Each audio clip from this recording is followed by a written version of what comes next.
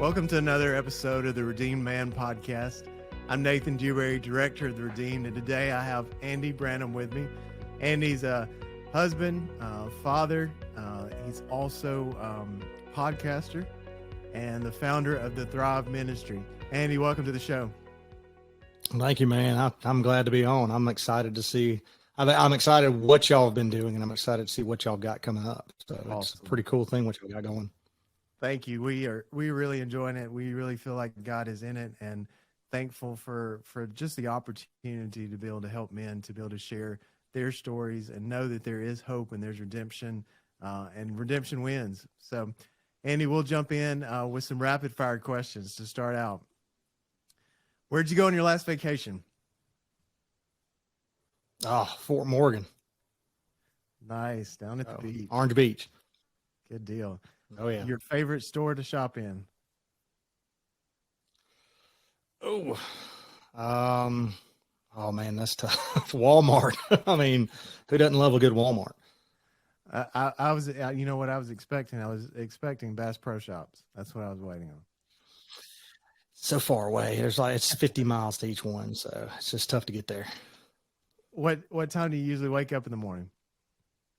Normally about 3:15, 3:30. Try to hit the gym, maintain a little bit of a, summer body all year long. So I hear you staying away from the dad bod.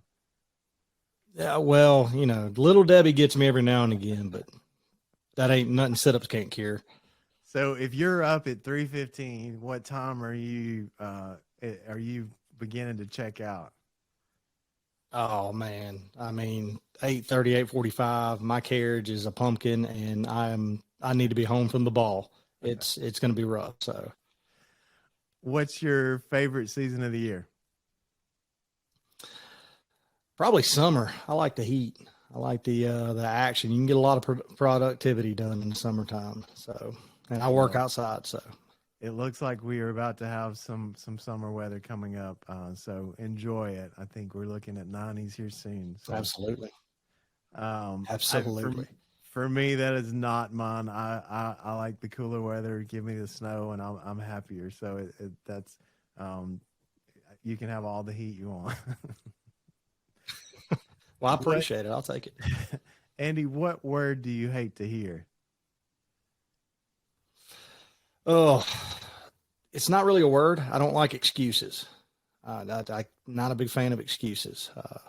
When you use an excuse, it means you really didn't mean to do it. So you really didn't want to do what you were originally set out to do. So it's kind of a term. Excuses is my biggest thing. So I understand that. I don't know if you've read the book with Jocko Willink that talks about extreme ownership, but he talks about you can't if you own what you do, you don't make excuses for what you do. You always take responsibility, even if you don't feel like it's yours to take. Yeah, I need to read that. That sounds right up my alley. You would really like it, I think. All right. Well, Andy, most of our audience doesn't know your background, so I would love just to hear about how you grew up, where you grew up, what that was like for you. So, Andy, share your story of growing up as Andy Brannum. Yeah, so grew up in a small town. It's not small anymore, but small town, Central Alabama, Chelsea. I was actually from a little bitty town called Sterrett. And I mean, it was 30, 45 minutes to the nearest Walmart. Had a great family and just, solid core of a family. Not really a church going family, just, went to church on Easter and Sunday, or when grandma threatened my dad or grandma threatened my mom. That's kind of how it works in the Southern Baptist, the old, country Southern Baptist. But, I grew up with, it was a solid core youth group. And we played hardcore pickup basketball games on a concrete court. And that was every Wednesday night and every Sunday till, 9, 10, 11 o'clock at night. And, ran the woods all day long and just grew up going to Chelsea, small town, really integrated. Didn't really grow up rich, didn't grow up poor, grew up with what we needed, but had a very good mom and dad, just loving mom and dad. And, spiritually, it was it was not one of those households that was, Bible beating all the time. Now, my grandmother was a different story. She was staunch. Up until the day she died, it was Demi Swaggart on the TV all day long. So, but she was, it was really, really fun. It probably molded me into the man I am today, because the values that my dad instilled in me on how to be a man, how to be a dad, a husband, and the devotion you put into your family and your wife, really, really kind of set in the way he did for my mom and dad and me and my brother and my sister. You mentioned your dad and instilling those values in you. What are some of those values that you would say that that really stands out that both your mom and dad gave you from an early age? My dad, hard work. My dad left the house every morning about 4:30, and he was an old school form carpenter for concrete, and they didn't have pneumatic nail guns back then. It was hammers and nails, and he was a tough guy. So through him, hard work, but through my mom and my dad, honesty, a caring heart. My mom, I don't think I've really heard her say bad thing about anybody. She was always sweet, always kept to herself, always was to the point with her conversations, but just a caring soul to others, to try to be the best you can be for others, trying to be open and transparent and honest. Those are just key, especially, my mom and dad never lied, never led us astray, never led us down a road where we thought we were, we always knew the truth, and we always knew where they stood. And I like that. I believe that's a core thing we need now in culture. So, but yeah. No doubt about it. And I think one of the things about growing up in the South is there are some of those cultural norms that honestly most, kids from a family, a hardworking family, grew up with those values. And now, as you mentioned, a lot of those things are shifting and changing, and it's more important to instill in our kids than ever before, because it's a lot harder for kids to see and experience those things now than they were when you and I were growing up and previous generations. After high school, after that time growing up at home, what happened to your life, and how did things shift for you as you moved away from home? So after high school, I didn't do very well in high school. I wasn't what you considered a grade A good student. I actually failed high school. I failed my senior year and actually had to go back an extra half a year, and had to really bust my tail to actually have my diploma say the same year as my graduating class. So I made that. I kind of dove off into the workforce, but really dove off into recreational drugs, drinking, going out every Friday, Saturday night, just trying to find a way, I guess, just to sidetrack what was really the issue with me. But it turned into, I started a great job for me. I thought it was a great job, but I started traveling the country. And when you get off into a hotel room by yourself, you tend to find friends that are, or tend to find substances that are not the greatest thing to be around. So really dove off into a dark world of drinking. That happened. That was about a 10-year span, and it just continued to get worse. Now, nobody was there to tell me I was doing wrong or I was far off the beaten path, because when I came home, it was a group of friends that we gathered together. It was, call me when you get in service on Friday night. Let's see where the party's at. Yeah. And that became life. Up until about, 9-10 years into that, I finally met my wife coming in town like I normally do, called my best friend. I said, "What are we doing tonight?" He goes, "Well, let's go up to this Mexican restaurant." Well, there she was. She was sitting there, and I was starstruck. She'll tell you real quick. She had me at hello, but it was a meeting, but it was not meeting on the right terms. It was meeting in that substance kind of terms. But met her, started dating, and still was drinking, still was doing whatever I had to do, smoking, dipping, all that good stuff. But got married, and she had two beautiful daughters, and they became my stepkids, but I didn't know what it was to be a dad. Um, and from there, it kind of spiraled downhill. It really, Mhm. from looking back at it now, I guess I was scrubbing my belly on the valley floor for Yeah. such a long time. And it was a lot of, shady darkness down there too. But I can, if you want me to keep going, I can into the, kind of into, when God finally, grabbed me and shook me and said, "Hey, get after it." Yeah. So, Tell us about that. so got married and just started, continued everyday life, continued just, worked all day. I'd come home and it would be 5, 10, 15 beers, 20 beers a night. And this went on for, I got married in 2010, and I look, this may not be the best way to remember your anniversary, but we got married the night before Cam Newton debuted for Auburn. That's how I kind of remember it. So we got married in 2010 and just continued just this trek of, I'm going to drink every night. I'm going to, I worked hard. I deserve to have my time. That was kind of my thought process. It's real selfish, real narcissistic.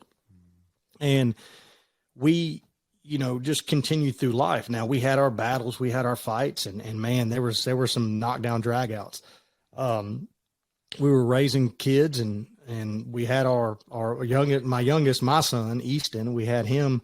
And, you think that would change somebody being a dad, that the whole process, but no, I continued down the path, and it got so bad. I was literally drinking, and I was half drunk going to pick up my son from daycare. And I was half drunk going to coach basketball and baseball and softball and all these things. And I figured nobody knew it. Now, little do I know now that everything's kind of full focus, I can smell that so badly. I'm surprised nobody called me out, but up until, I would leave work. It got so bad I would leave work at 10:30 in the morning and, go grab a 6-pack, drink it on the way to the golf course, drink all afternoon, and then go to the bar. So I was abandoning my family for beer at this point, because I was a beer drinker. So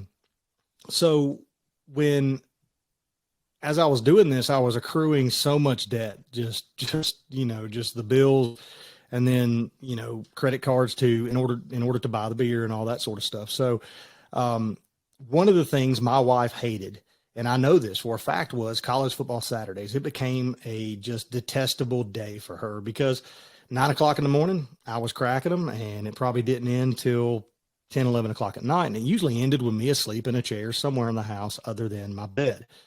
So, the one thing I am blessed to say is I never committed adultery. I never, was unfaithful to my wife, but I really think that I was unfaithful to her and my family through alcohol. But I remember I can remember this day like it was nothing else. It was this Friday night before college football began in 2017. And I know this because I'm an Auburn fan. So Auburn and Ball State were playing the next day. So I did what I normally do on a Friday night. I went upstairs and I got drunk in my grandmother's old rocking chair, and I sat there and passed out. And the next day I woke up and nobody was in the house, and I didn't think nothing of it. They usually went on Saturday treks, and I kind of sat at the house. So walked downstairs, and my wife had written a note, and this was not a note written by my wife. This was co-authored by God. This was God going through her arm and penning this note.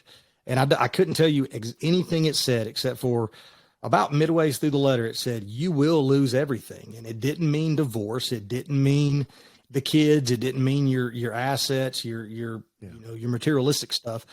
It really set in with me. At the time it didn't, but now it really set into me that eternity was going to be gone. I was going to lose everything that I had as a man, as a dad, as a husband.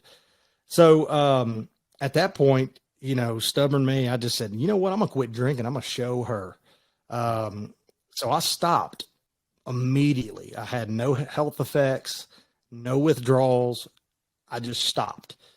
We were going to church, and I tell you how bad it got. I can say, picking up my son at daycare was bad, half drunk. There was times at church on Wednesday nights I was half drunk. And I hate to admit that, but I'm proud to admit that because of where I am now. Yeah. Because where God's led me through. So I quit drinking, and I remember, that season, it was kind of a distrusting season. My wife didn't know how to take it. I didn't know who I was as a man, as a person, as a father. We were trying to figure everything out. It was almost like falling in love all over again. So I remember we went to the Alabama-Auburn game that year, and I was going to be big and bad, Mr. Husband. And I said, I'm going to have 2 beers today. And I remember those were the absolute worst tasting things. I mean, they made me almost sick. So at that point, that was it. It was over. That was the last I've drank, and that was 2017. So God completely changed my life. And it's funny because I had my best friend. I was the last person to actually speak to him in the hospital because he had drank himself to death. And it never hit with me. It never resonated with me what God was trying to tell me. And, I watched all these people shattered by it, and it was just kind of like, well, it won't happen to me. And, God tried to get my attention then. And then at his funeral, I wanted to speak at it. And I was so far from God. I actually Googled funeral scriptures. And I get up on stage and I start trying to read the scriptures to what I'd written down, and I became blurry. I couldn't even read my own handwriting, and I still didn't see it then. So, God not only embarrassed me in front of, a whole bunch of folks, he was trying to humble me and get my attention. But from there, it's been a whirlwind. We've, in 2017, quit drinking. In 2018, I had what I believe is my surrender moment. I think we all have that when, God says, hey, now I can use you. We were at a revival, and man, I went down to the altar call, and, I went down to pray, and I remember I sat there and, I started, God, I thank you, for, what you've given me. Thank you for this. And before I can even start that prayer, it was like audible in my head saying, no, stop. Tell me you surrender. And I turned around like, oh, hush, we're in a revival. We're at the altar call. Be quiet. Tried to start it again. No. Tell me you surrender. And finally I was like, you know what? I don't know what this is, but I said, you know what, God, I surrender. And as soon as I said the word surrender, my wife's hand touched my back. And you talk about just a crushing moment. I cried like a schoolgirl that just lost a Barbie. I was down on my knees just crying. And, there were so many moving moments during that revival that really just awakened kind of the spiritual side of me, the faith growing side of me. And then from there, it was nonstop. I was all over the place. I was trying to teach Sunday school, trying to grow, but started feeling a call to ministry. And man, I ran from that harder than you could possibly run.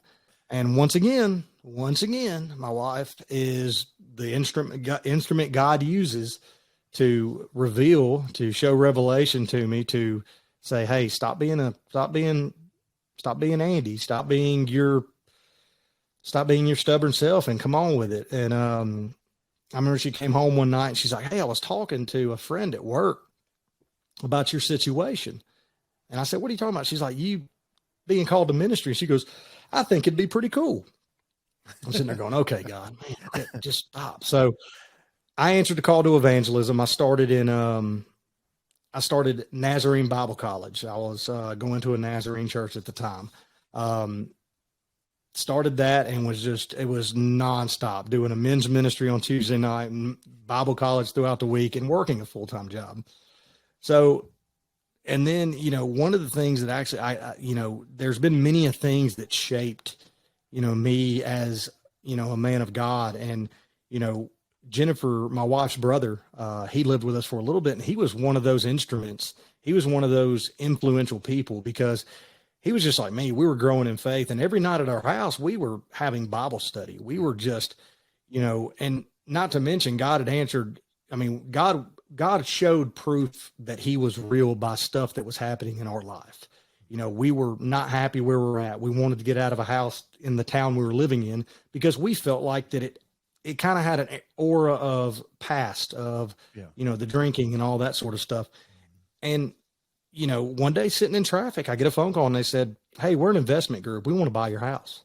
And I was like, no, just send me an offer. And it was legit. And we were out of the house and we were blessed to move into this.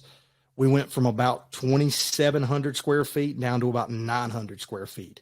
And if you think your faith won't be tested, live in a 900 square foot house with one bathroom, 2 teenage daughters, a toddler son, and a wife, that will test it right there. And a Chihuahua. Can't forget about the Chihuahua. So, but we were having these church conversations, these spiritual conversations every night. And then my brother-in-law moved out, and then one day we just couldn't find him. And, he had went off on a drug-induced binge, and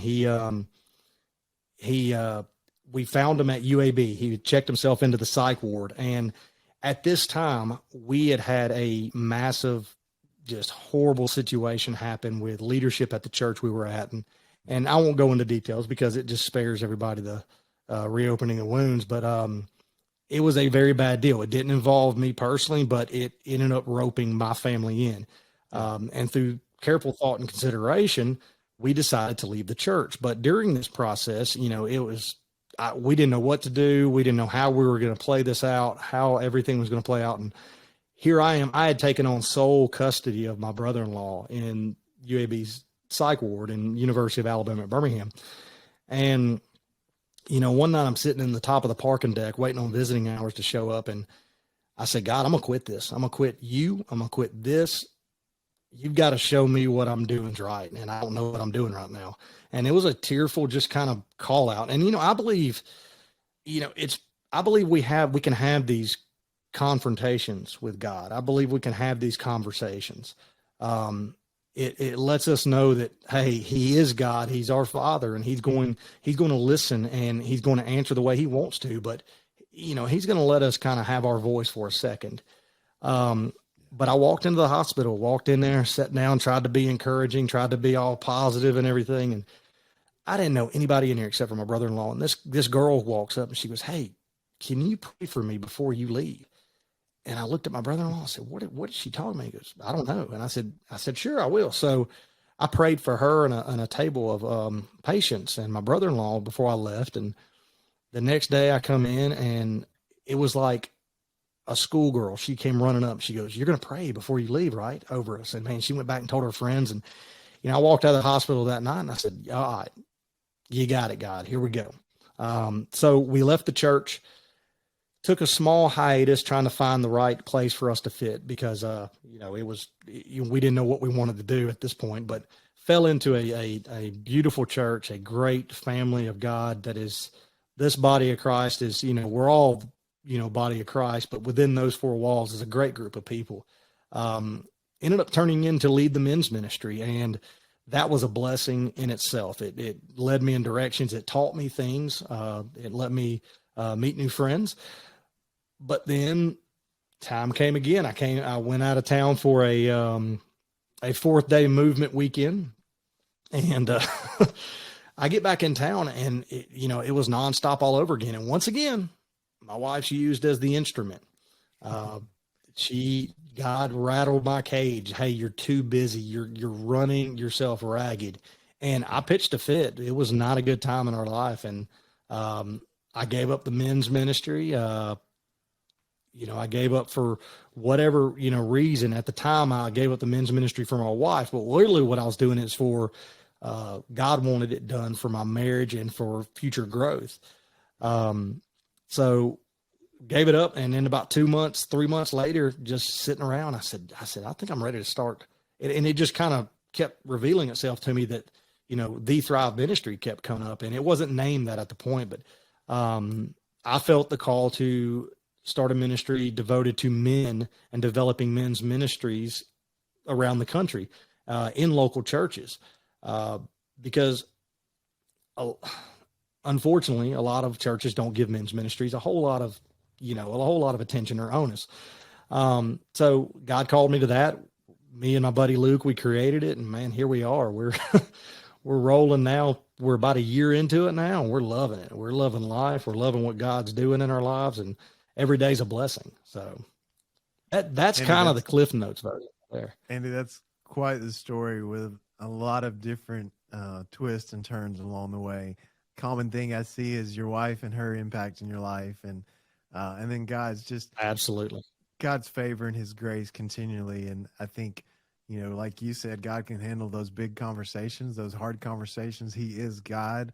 We respect Him, but we also learn that it's a relationship, so there's honesty there. And that's one of my favorite things about David's writing in the Psalms, because I think you see that where David's emotion, his raw emotion, but yet he always comes back to who God really is. But yet he's sharing frustrations, he's sharing when he's struggling, and God handles it, and his heart is bent toward God even more through that honesty. And so I love the honesty that you shared in those different seasons in your life, and how God has continued to work.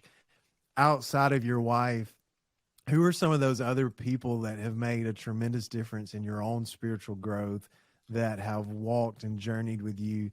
Because I do know, like for me, at least personally, there's been so many people that really, even if it was for a brief season, they spoke into my life and made a tremendous difference in how I was growing, what I understood about God's word, what I understood about the church. And so who are some of those people in your life that played into the influence and where you are today? Yeah, I mean, first and foremost, it'd be the co-founder of the Thrive Ministry, Luke. I mean, every day's a spiritual conversation. We talk. I mean, it's probably not good to admit this, but we talk probably 2 or 3 hours a day. Just throughout the day, we'll call and just have chat over scripture. We'll, come up with a question and we'll try to figure it out. But, I had a concrete guy when I started in home building, way before I was saved. And man, every time I came on a job site, if he was there, I kind of wanted to run from him. I'm not kidding you. He beat me over the head with the Bible.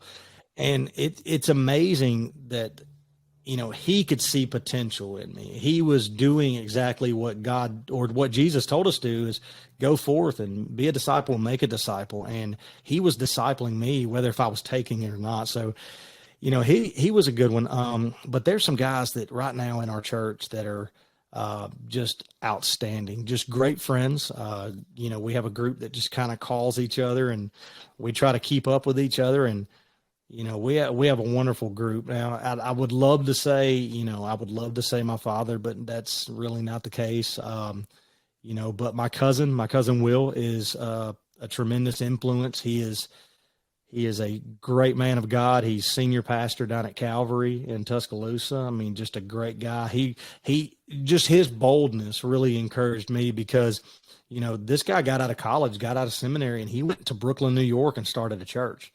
And to do that in the cultural hub of that to me, that's like, man, dude, you're taking a chance. You're like Paul and Timothy going into Ephesus right there. So, no, so those are a few. Yeah. Those are some of the ones that have really impacted me. So how do you maintain those relationships and the honesty that it takes to walk in kind of authentic community with other guys? I think as men, oftentimes we're afraid to really let somebody in to know what's going on. How do you take those steps, and how do you continue to do that? Because I think it's easy to start hiding things.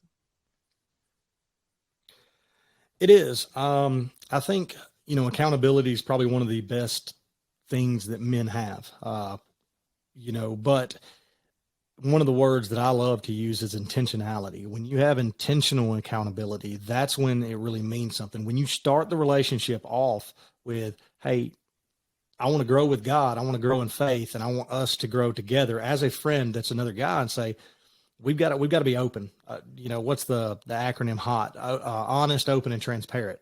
When you start, these building better men relationships, you've got to be, you've got to shed the light. You've got to shed the layers. If you've looked at pornography that day, you've got to go, hey, I slipped up today. One of the things, I heard a great sermon. I heard a great sermon this past week, and it was talking about Jacob wrestling with God.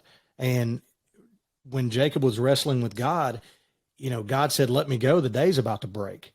And Jacob said, no, I'm not letting you go until you bless me. Well, what did Jacob's name mean? Jacob's name meant deceiver, right? Esau meant hairy. Jacob was deceiver.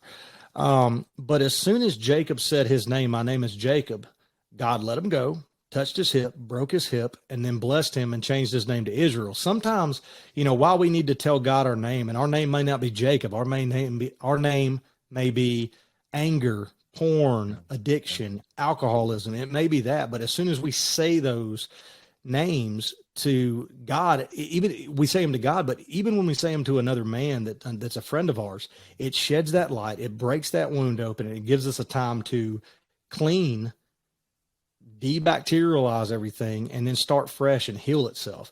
And then when you do that, when you shed that layer and you really become vulnerable, that that friend doesn't hand you a crutch. That friend is your crutch. And that's, to me, it is important, but that's part of the process of being a mature Christian or a mature man, is knowing that you have to be vulnerable when you're struggling. Don't hide it. It's stupid to be strong and silent and be struggling on the inside, because it's going to eat you. No, I could not agree more. Andy, when you think back over what God's done in your life,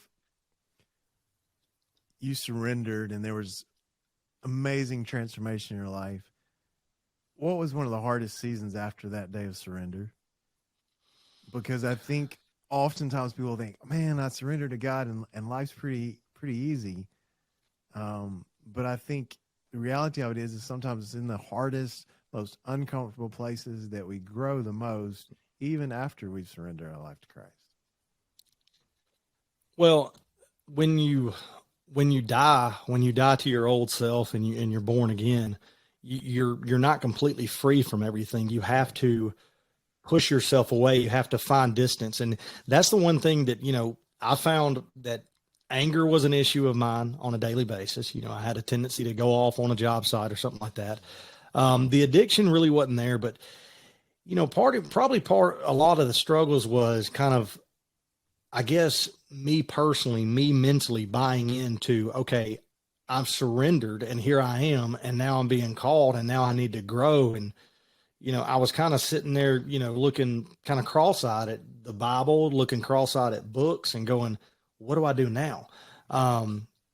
Which is another thing that we as men, we fail at on a daily and everyday basis, is when a man surrenders, when a man gives his life to Christ, golly, we've got to step up beside him.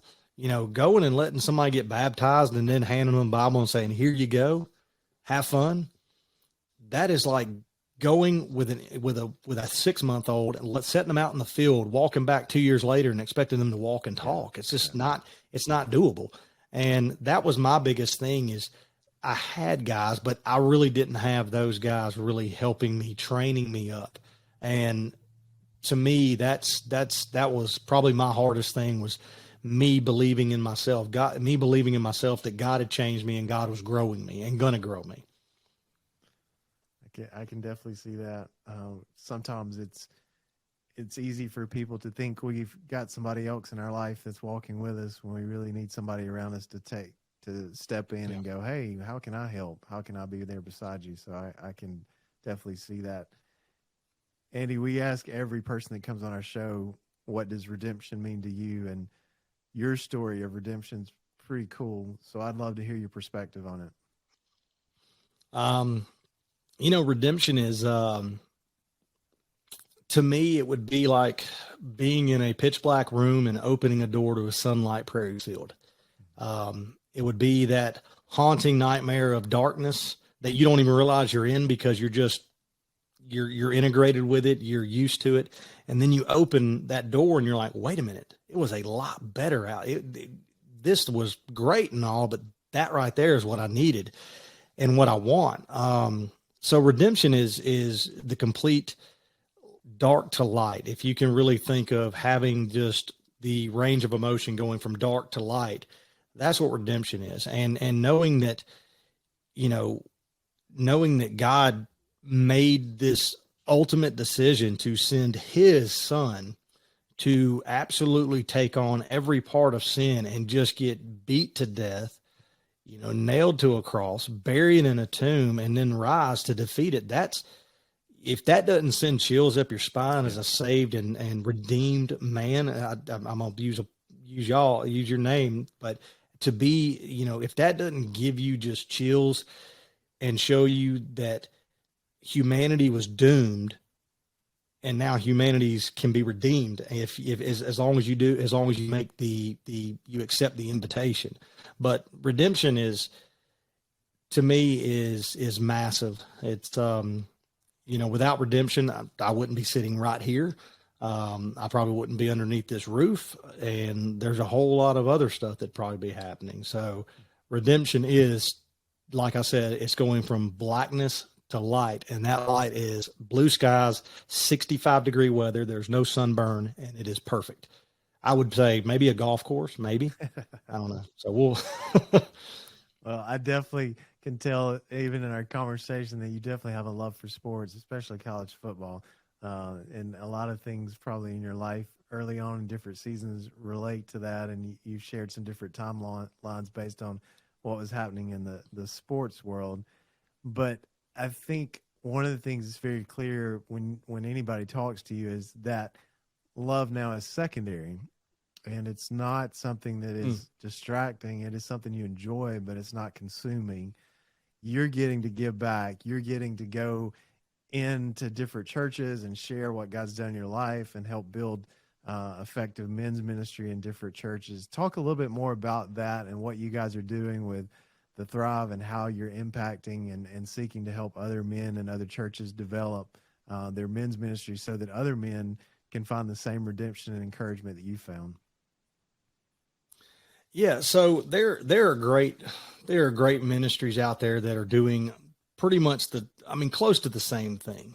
One of the things that I guess we would say we're different on is, for one, we want to make sure that if a church were to call us and say, hey, look, we want to develop a men's ministry, we really don't know how, let's help us out. So what we want to do is we want to sit down with your leadership.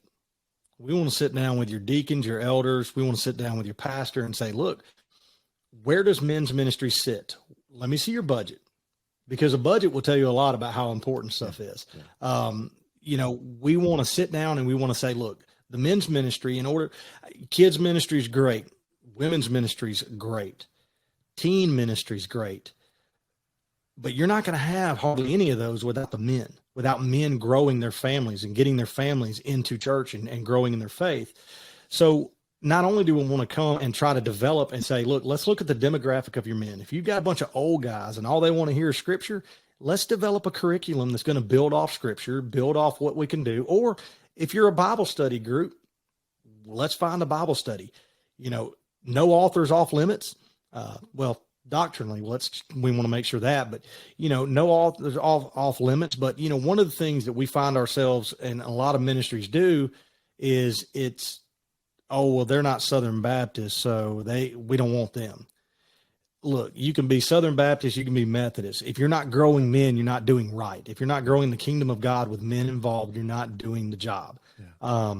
So we want to build kingdom men throughout wherever we go and whatever curriculum comes involved.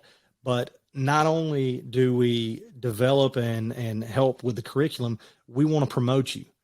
We want to, on our podcast, we're going to tell everybody about you. We're going to throw it on the webpage. We're going to put it on Facebook. We're going to put it on Instagram. We are going to promote you, because if there's a guy in the area, in the neighborhood, that does not have a church and he sees this, maybe he'll show up. And then that's the next man, one person. That's it. That's all it takes. And that's a celebration. But not only are we going to promote you, we're going to pray for you. Every chance we get, we're going to pray for your church and the growth of the men's ministry. And we're going to call you and encourage you. We're going to keep up with you. We are going to harass you. That's what we want to do. We want to bother you to the point where that you've got a solid prayer backbone with what we're doing at Thrive. And we want to come speak. We want to, Luke and I are both called to be evangelists. But we don't believe in, the one thing that I see a lot of issues is a lot of churches, they want to get a speaker, but they can't afford it. Yeah. A lot of churches don't have the budget anymore. Well, Luke and I, we both talked and we sat down and said, look, I don't want to charge anything. Let's just go, let's spread the gospel. That's what we want to do. That's our payment right there, is to do God's work. So, we've, unfortunately we haven't had the opportunity to go and create any yet. We are still pretty in our infancy, but we do go to a bunch of men's events around. We show up, we create relationships, we promote them without them even asking. One of the things that I believe is, if we can't go out and do in our area right here where we're at, what makes you think we're going to do it to somebody in South Carolina or somebody in North Dakota? So we go, over the past 3 weeks, we've been to about 4 or 5 men's ministry events. And, Monday night, I tell you what, I didn't get home till about 11 o'clock and I was tired. Tuesday morning I was tired, but it was worth it. It was a blessing to be down there, and you never know when you're going to be blessed. You never know when God's going to reveal and just, show you something that maybe, you may not see if you wouldn't have gone. So, it blesses us just as much as it, hopefully blesses them. But, I tell you what, if you have a men's event, around Birmingham, you better watch out. And if you've got food, you better watch out too, because we eat. So, I can imagine you and Luke putting down some food. Speaking of that relationship and what you guys do with Thrive, can you tell people how they can find your podcast and kind of a little bit about what you and Luke do on the podcast? Yeah, so you can find us on, it's called Slinging Stones without the G on the end. We had to redneck it up just a little bit. But if you ever, forget about it, just say, look, David and Goliath. David slung a stone up in the Goliath. So Slinging Stones. So really what it is, it's just we sit down. We just sit down. We press record. We don't rehearse. We don't do any show prep, nothing. And it's sometimes topical. Sometimes we have just, hey, we need to discuss this kind of topic. And we'll just discuss that. But, we're about a year into Romans right now. We're going verse by verse in Romans. Probably, I'm going to call it a super expository study. We've gone a year in and we're just now starting chapter 6. And that's barring we don't get off on a topic on the next episode. But we have a lot of fun. We have, look, we are about as redneck as you can get. We are not very technologically good at anything, but somehow I can press record on a podcast board and it can work out, but it just flows. We're just that good of friends that, we don't have ums and uhs. It doesn't sound written and scripted, and we have a lot of fun. And, if you listen to it, you'll see that we are about as down home and homely as you can get. But if you can't find it on, the Slinging Stone stuff, you can go to thethriveministry.com, and every episode of the podcast is on there. I think it's so cool, the relationship you have with Luke. You can definitely see that friendship and how, honestly, I think about, you mentioned David and Goliath, but I think about David and Jonathan and friends that encourage each other, that walk alongside each other, that have each other's back, and what a model that is for the ministries that you guys are helping and the places that you go, that you can say, hey, we're walking it out. We're living out our faith together. And to me, that's so cool how God does that and orchestrates it and provides the right people in our life at the right time. How your wife was one of those people, how Luke is one of those, and so many others that have come along us in the journey. At the end of the day, Andy, what would you like for your life to be known for or remembered as? Oh, man. I would say, I would want to say a man after God's own heart, but that sort of title's already been kind of taken. But I would say, I would hope that people would look back and say, I was devoted to God. I was devoted to my faith, in growing the kingdom of God, but also, great dad to, my 3 kids. 2 of them are my stepkids, but they're mine. My name's on the deed. I paid for them. And a great husband, a loving husband that provided and was there at every step of the way. But also, in the community and in the church, just, a great guy, a guy that everybody wanted to see, a guy that, I would hope that nobody would say that, hey, he was a great conversationalist when it came to fishing or hunting, that it was all about God. If you got in a conversation with him, you were going to come up with a spiritual faith-based conversation. So, I would hope that people would look at me and see a guy that is redeemed, a guy that has experienced the dark side of life and now is experiencing the saved and salvation side of life, and just every day being sanctified is just a beautiful day. And, I would hope that they would think that I was, always striving for godliness every day as best I can. Andy, that'd be a powerful legacy to leave. And I do think that's the legacy that you're going to leave behind for your family, for your community, and those around you. A legacy of faithfulness, a legacy running your race and making much of Jesus. And it's just been a privilege to have you on the show today. Thank you for sharing your story. And just want to remind guys that are out there, just like Andy, it can be many years of whatever your vice is, whatever your sin struggle is, whether it's alcohol or womanizing or any kind of thing. Maybe it's you're a good guy, but you don't have a relationship with Christ, that you can know him, you can be changed, you can be redeemed, your life can be set on a new trajectory. And honestly, you can still have those bad days, but you've got somebody to turn to that will never leave you, never forsake you, always be there with you. Andy, thanks for sharing your story of hope and restoration and what God's done in your life. It was a pleasure to have you on the show. If you enjoyed our show today, please leave a rating and review. It helps it get podcasts into other men's hands. Again, thanks for joining us today, and we'll see you again next time. Man.